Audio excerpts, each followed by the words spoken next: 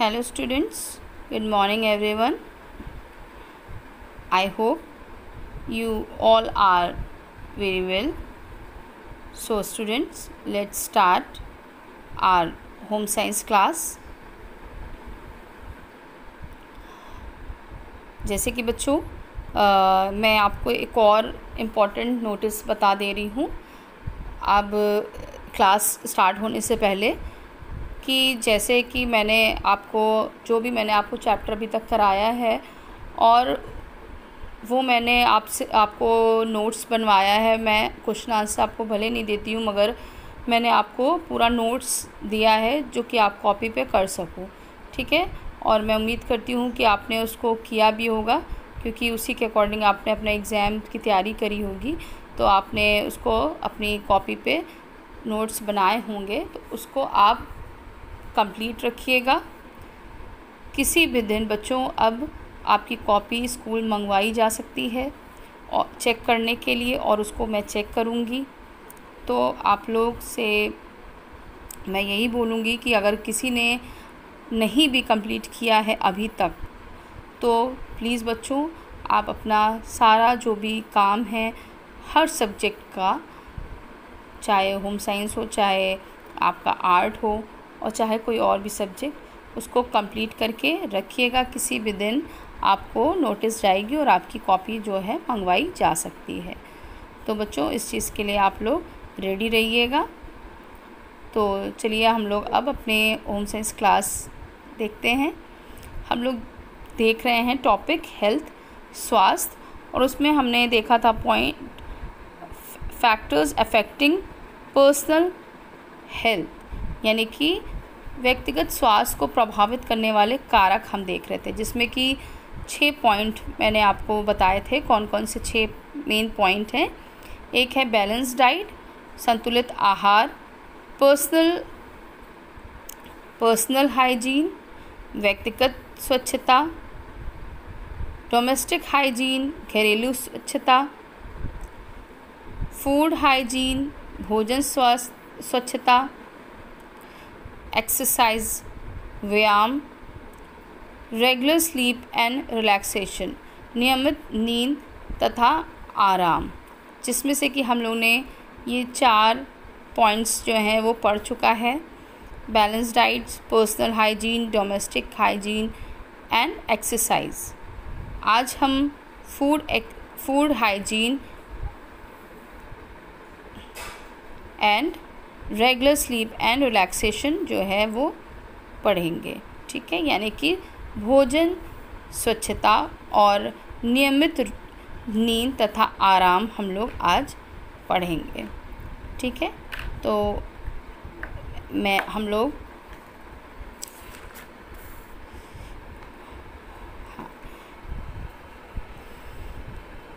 Food hygiene. Fruits and vegetables should be washed in clean water to make them free from germs and pesticides,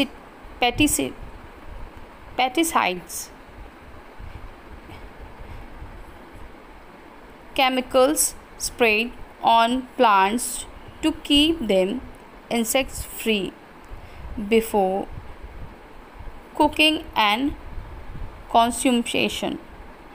यानी कि भोजन स्वच्छता में सबसे पहला पॉइंट है, जैसे कि मैंने अभी बताया, फलों को, fruits and vegetables should be washed in clean water to make them free from germs and pesticides. यानी कि फलों और सब्जियों को खाने से पहले, खाने के पूर्व यानी कि खाने से पहले क्या करना है? साफ पानी से धो लेना है। आप सब इस चीज़ को जानते हो, आप अपने घरों में करते होगे, आपके पेरेंट्स ने भी आपको ये चीज़ सिखाया होगा कि जब भी हम लोग कोई भी फल खाते हैं तो जब हम बाज़ार से आता है, उसको ख़रीद के लाया जाता है, तो हम तुरंत उसको खाने नहीं लग जाते हैं, मगर हम लोग जो धोने वाले फल हैं उसको अच्छे से धोते हैं। जैसे कि अगर हम बनाना, केला की बात करें तो वो ऐसा फ्रूट है वो धोया नहीं जा सकता है। ऑरेंज है उसको भी हम छील के खाते हैं। तो जो ऐसे फल हैं जिनको हम छिलके से छील के खाते हैं तो उन्हें नहीं धोया जाता है। मगर एप्पल है, मैंगो है और गुआवा है, ग्रेप्स है और भी तरह तरह के फ्रूट्स हैं जिनमें हमें धोने की आवश्यकता होती है। उसी तरह सब्जियों की बात करें तो हर सब्ज़ी जो है वो धोई जाती है। कोई सब्ज़ी ऐसी होती है जो छिलने से पहले धोई जाती है, कुछ ऐसी होती है छिलने के बाद धोई जाती है।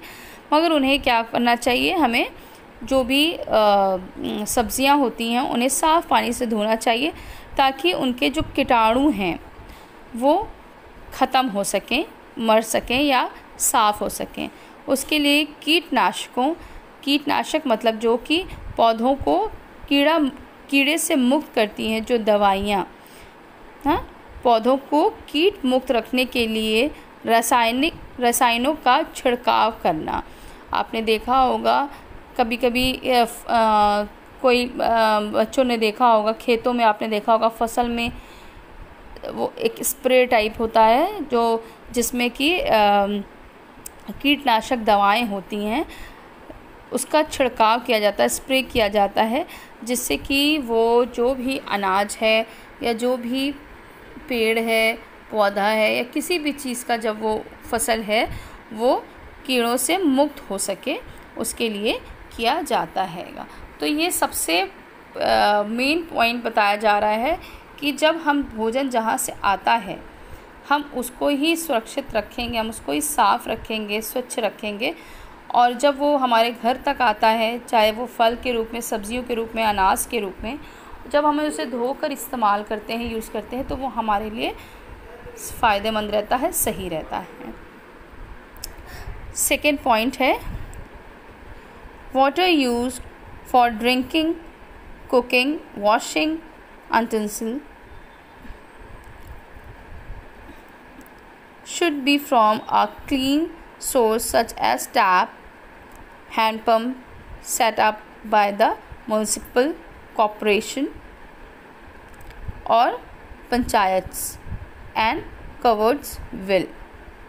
यानी कि जब हम जो भी पानी हम इस्तेमाल करते हैं, चाहे वो पीने के लिए, चाहे वो भोजन पकाने के लिए और चाहे बर्तन धोने के लिए, जो भी पानी का हम प्रयोग करते हैं वो क्या होना चाहिए, साफ़ स्रोतों से, साफ़ साधनों से हमें प्राप्त होना चाहिए। स्रोत मतलब जिस ज़रिए से हमें पानी प्राप्त होता है, तो साफ़ स्रोतों से हमें प्राप्त होना चाहिए। जैसे कि जो हमारे घरों में टैप नल लगे होते हैं वो हमें कहाँ से प्राप्त होते हैं, नगर पालिका या पंचायत जो हमें उपलब्ध कराती है, जो हमारे एरिया को टैप में जो पानी आता है उसको जो प्राप्त कराती हैं, जैसे कि म्युनिसिपल कॉर्पोरेशन, ये सारी जो संस्थाएं हैं ये सब हमें क्या करती हैं, एक स्वच्छ पानी जो है वो देती हैं, उपलब्ध कराती हैं। तो जो कि हमारे घर के नलों से, टैप से आता है, हैंड पाइप से भी हमें मिलता है, या तो ढके हुए कुओं से, हाँ, कवर्ड वेल यानी कि ढके हुए कुएं।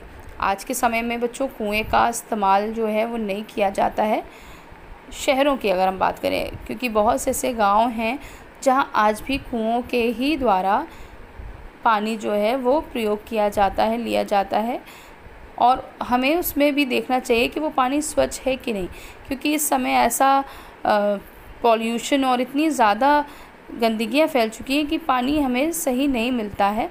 तो इस चीज़ को ध्यान में रख कर कि चाहे वो कुआं हो तो वो बहुत सुरक्षित हो, ढका हुआ हो, साफ़ सुथरा हो, हैंड पाइप है, नल है, ये सारी चीज़ें जो हमें ये म्युनिसिपल कॉर्पोरेशंस या पंचायत हमें जो प्राप्त करवाती हैं, उपलब्ध करवाती हैं, उनसे हमें जो साफ़ सुथरा पानी ही इस्तेमाल करना चाहिए। उसके बाद है next, food should be prepared in a clean kitchen and in a clean manner. भोजन को साफ रसोई में तथा साफ सुथरे तरीके से तैयार करना चाहिए। जब हम भोजन बनाते हैं, पकाते हैं, आपने देखा है कि जो भी आपके मम्मी हैं या जो भी आपके घर में खाना बनाते हैं वो बहुत साफ़ सुथरी तरीके से बनाते हैं। मतलब साफ़ पानी, जो पीने का पानी होता है, साफ़ पानी का इस्तेमाल करते हैं और करना चाहिए भी। हाँ, भोजन को साफ़ रसोई में तथा साफ़ सुथरे तरीके से तैयार करना चाहिए। तो जब हम खाना बनाते हैं तो हमें एक क्लीन किचन, एक साफ़ सुथरा किचन, आपने देखा है ज़्यादातर जब लोग खाना बना लेते हैं तो पूरा साफ़ करके ही वहाँ से हटते हैं, ताकि मक्खियाँ हैं, मच्छर हैं या गंदगी, कीड़े हैं जो वो वहाँ ना आए। क्योंकि जब भी किचन में कुछ गिरा रह जाता है तो उससे मच्छर, मक्खियाँ या कीड़े जो हैं वो वहाँ आ जाते हैं। तो इसलिए पूरा साफ़ कर दिया जाता है ताकि वो वहाँ पर कोई तरह के कीटनाशक, ये जो चीज़ें हैं, कीटाणु हैं, वो वहाँ जर्म्स जो हैं वो ना आ सकें। इसके लिए हमें पहले भी, भोजन बनाने से पहले भी सफाई करनी चाहिए और भोजन बनाने के बाद भी हमें सफाई जो है वो रखनी चाहिए और उसके साथ ही साथ साफ़ सुथरे तरीके से भोजन को तैयार करना चाहिए। हर एक जन इस चीज़ को जानता है, क्योंकि जो भोजन है वो हमें ही खाना है, हमारे परिवार को खाना है, हमारे घर के सदस्यों को खाना है। और अगर हम गलत तरीके से या थोड़ी भी लापरवाही से, केयरलेस तरीके से हम बना देते हैं तो उससे क्या होता है, उससे हमें, हमारे घर के परिवार के सदस्यों को उससे तकलीफ़ या परेशानी उठानी पड़ती है। क्योंकि ज़री सी भी अगर हमने लापरवाही करते हैं और गलत कुछ भी उसमें गंदा चला जाता है तो उससे क्या होता है, कई तरह की बीमारियां जो हैं वो पैदा हो सकती हैं। क्योंकि आप जानते हो बच्चों कि सबसे ज़्यादा खाने से ही हमारे अंदर जो है कीटाणु वो जा सकते हैं, है ना। तो इसीलिए भोजन जो है वो साफ़ सुथरे किचन में, क्लीन किचन में बनाना चाहिए and in a good manner, यानी कि सही तरीके से, अच्छे तरीके से साफ़ सुथरे किचन में और साफ़ तरीके से बनाना चाहिए। Next, while cooking food, it is important to heat it at high temperature to kill germs present in it। यानी कि भोजन पकाते समय उसे उच्च तापमान पर गर्म करना चाहिए ताकि उसमें विद्यमान कीटाणु जो हैं वो नष्ट हो जाएं। जो पूरा आपका भोजन है जब हम उसे पकाते हैं तो ये आपके लिए बहुत, it is important to heat it at high temperature. आपके लिए बहुत ज़रूरी है ये चीज़ कि आप उच्च तापमान में, हाई टेम्परेचर में उस खाने को क्या करें, गर्म करें, ताकि उसमें जो भी कीटाणु या जर्म्स वगैरह जो हैं वो क्या हो जाते हैं, उससे नष्ट हो सकें। To kill germs present in it, इसमें जो भी कीटाणु हैं वो ख़त्म हो जाए। क्योंकि जब हम कोई भी चीज़ को उबालते हैं, पकाते हैं, आप देखते हो जब कभी पानी जो है वो हमको थोड़ा डाउट लगता है कि साफ़ है कि नहीं है, तो हम उसको क्या करते हैं, पकाते हैं। या हमारे घर में कोई भी ऐसा सदस्य है जो बीमार है या किसी भी तरह से कोई तकलीफ़ से ग्रस्त है, तो हम लोग उसके लिए क्या करते हैं, हम लोग उसके लिए चाहे कैसा भी पानी हो, साफ घर का पीने वाला, तब भी हम उसको बॉईल कर देते हैं। क्योंकि बॉईल करने से जितने भी कीटाणु हैं वो नष्ट हो जाते हैं। तो ये हमारे लिए बहुत अच्छी चीज़ होती है कि हम बॉईल अगर वाटर पी रहे हैं तो उसके साथ ही साथ भोजन के लिए भी यही चीज़ है कि अगर हम उसको पका देते हैं, अच्छे गर्म कर लेते हैं हाई टेम्परेचर में, तो उससे भी कीटाणु जो है वो नष्ट हो जाते हैं। फिर cooking food should be eaten fresh और covered and stored in cool, dry and insect proof place. यानी कि पके हुए भोजन को ताज़ा ही खाना चाहिए या फिर ढककर और ठंडे, शुष्क तथा कीटाणु मुक्त स्थान पर रखना चाहिए। या तो अगर फ्रेश फूड है, खाना अगर आपका ताज़ा है तो हमें तुरंत उसे खा लेना चाहिए बनने के बाद। और अगर हम बाद में उसको खा रहे हैं तो हमें क्या करना है, पहले उसको अच्छे से ढक देना है और कोई ठंडे स्थान पर, जैसे कि हम फ्रिज में भी रख सकते हैं, या आपके घर में अगर ऐसे जगह है जहाँ ठंडा है, एसी चल रहा है या कूलर है, जहाँ कि अच्छा ठंडा स्थान हो वहाँ पर, और सूखा, ड्राई मतलब सूखा, शुष्क सूखा स्थान में जहाँ की कीटाणु नहीं आ सकते हों, ऐसे स्थान पर, ऐसी जगहों पर हमें भोजन जो है वो रख देना चाहिए ढककर, ताकि हम उसको बाद में खा सकें। तो ये बच्चों हमने इस चीज़ को अच्छे से समझ लिया कि भोजन स्वच्छता क्या है, किस तरह से हमें भोजन करना चाहिए, किस तरह हमें पानी का इस्तेमाल करना चाहिए, खाना बनाने के लिए हमें किस तरह से किचन है या किस तरह से उसके तरीक़ा से हमें खाना बनाना चाहिए, और हमें उसको कैसे खाना चाहिए, किस तरह से रख कर खाना चाहिए, ये सारी चीज़ें मैंने आपको बता दी हैं। फिर आपका सबसे लास्ट पॉइंट है regular sleep and relaxation. After the days hard work you became tired. Your mind and body need rest. A little nap, regular sleep and relaxation for some time will make your body and mind fresh again. You are filled with energy again. These play an important role in maintaining good health. This also helps in the repair of body tissues. It means हम जब भी, क्या बताया गया है कि after the days hard work you became tired, हम जब मेहनत करते, दिन भर हम जब कड़ी मेहनत करते हैं तो हम क्या होता है, मेहनत करने के बाद हम थक जाते हैं।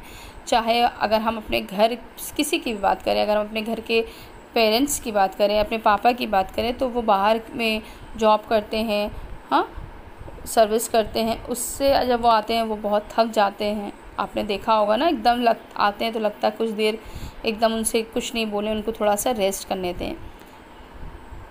मम्मी लोग हैं, आपने देखा होगा दिन भर घर में काम करती हैं, बहुत सी मम्मी होती हैं जो बाहर जॉब भी करती हैं, घर भी देखती हैं। फिर बच्चे हैं, अगर बच्चों की बात करें तो वो भी पढ़ते हैं, खेलते हैं, ट्यूशन्स हैं, कोचिंग है, कई तरह के उनके ऊपर भी बर्डन होते हैं। तो ये सारी चीज़ों से जब व्यक्ति थक जाता है तो उसके बाद उसको किस चीज़ की ज़रूरत होती है, उसके दिमाग को, mind and body, your mind and body need rest, उसको उसके मस्तिष्क को और उसके शरीर को आराम की आवश्यकता होती है। आ लिटिल नैप, एक हल्की सी झपकी, regular sleep and relaxation for some time will make your body and mind fresh again. एक छोटी सी, एक हल्की सी झपकी, नियमित नींद तथा कुछ समय के लिए आराम आपके शरीर के लिए और आपके मस्तिष्क को फिर से क्या कर देती है, तरोताज़ा कर देती है, फिर से तरोताज़ा बना देती है। मतलब फिर से आप ऊर्जा से भर जाते हो, ताकत से भर जाते हो जब आप थोड़ी देर को आराम कर लेते हैं। तो आप क्या बताया जा रहा है कि हल्की सी, जब भी हम थक जाते हैं तो हमें आराम की बहुत आवश्यकता होती है। चाहे हम थोड़ी सी झपकी ले लें या हम एक नियमित नींद ले लें, 1 घंटे की नींद ले लें, या हम थोड़ी देर को आराम कर लें। इससे हमारा शरीर जो है, हमारा दिमाग और शरीर जो है वो एकदम पहले की तरह क्या हो जाता है, फ्रेश हो जाता है, तरोताज़ा हो जाता है। आपके शरीर को दोबारा ऊर्जा प्राप्त हो जाती है। यह आपके अच्छे स्वास्थ्य को बनाए रखने में महत्वपूर्ण भूमिका अदा करते हैं। इस प्रक्रिया से शरीर के ऊतकों को पुनर्निर्माण में भी सहायता मिलती है। हाँ, आपके शरीर को दोबारा ऊर्जा प्राप्त होती है। मैंने कहा ना, ऊर्जा से हम लोग भर जाते हैंगे। हाँ, you are feel with energy again. आप अपने आप में महसूस करते हैं कि हाँ, हमको अब फिर से ऊर्जा प्राप्त हो गई, फिर से हमको एनर्जी आ गई है, और आप अच्छे स्वास्थ्य को बनाए रखने में महत्वपूर्ण भूमिका अदा करते हैं। इस तरह से हम क्या करते हैं, एक अच्छे स्वास्थ्य को, the play an important role in maintaining good health. और उसके साथ ही साथ ऐसे करने से, ऐसे प्रक्रिया से जो हम कर रहे हैं, इस तरह के काम से हम शरीर को फिर से क्या करते हैं, ऊतकों को पुनर्निर्माण में सहायता करते हैं। यानी कि ये जो है, ये टिश्यूज़ जो हैं, this also help in the repair of body tissues. जो भी आपके बॉडी के कोई भी जो आपका है उसको आप क्या करते हैं, तरोताज़ा कर लेते हैं ना एकदम से। जब आप इस तरह की प्रक्रिया काम करते हैं तो आप इस सारे अपने बॉडी को क्या करते हैं, तरोताज़ा कर लेते हैंगे। तो बच्चों, अब मैं उम्मीद करती हूँ कि आपको ये पूरा अच्छे से समझ में आ गया होगा। ये आज हम लोग का ये पॉइंट भी है जो कंप्लीट हो गया। अब हम लोग इस चैप्टर के नए पॉइंट को लेकर नेक्स्ट वीडियो में आएंगे। इस फैक्टर्स अफेक्टिंग पर्सनल हेल्थ में जो आपका 6 पॉइंट दिया था, ये आज कंप्लीट हो गया है। मैं उम्मीद करती हूँ आपको अच्छे से समझ में आ गया होगा। और इसका मैं आपको कंप्लीट हो जाने के बाद PDF बना के दे दूँगी। आप इसको भी अपनी कॉपी पे कंप्लीट कर लीजिएगा। Okay students, so thank you so much, have a nice day, God bless you.